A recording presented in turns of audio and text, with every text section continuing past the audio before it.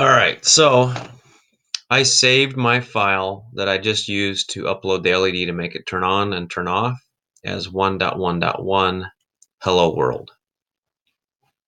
I'm going to go and save as, and I'm going to call this new file 1.1.2 hello world, and I'll save it there.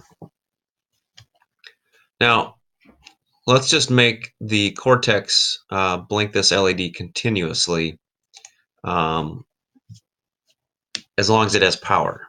So it's like an LED that's blinking to show that, excuse me, computer's on, or it's in standby, or your DVD player or your streaming device has power. It just has an LED on it that blinks so that we know that we have power. So I'm going to go ahead and below this first curly, I'm going to hit enter to make a space, and I'm going to type while, and you'll notice that the color changes and it kind of goes italic and it's a light blue.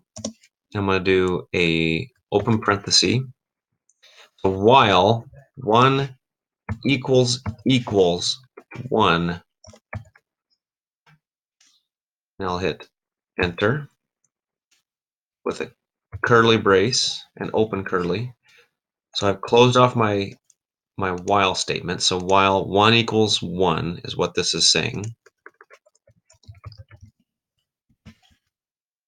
And I'll put a comment there. So it's going to loop forever. As long as there's power to the Cortex, it's going to continue to run this.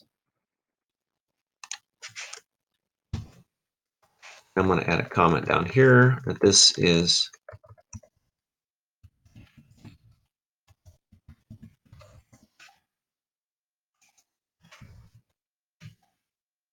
so. Now it looks kind of funky. Like, we had some issues with Arduino where it didn't really matter. And some of you have had Python programming or C or other types of programming. And it's really particular about how things are like tabbed. And so I'm just going to hit this fix format file. And you'll notice that if I take some of this extra space out, my task main, this is where it's closed off. So it's the farthest left it could be indented. My while, 1 equals 1, no semicolon at the end of that, you notice. And my open curly, my close curly are lined up.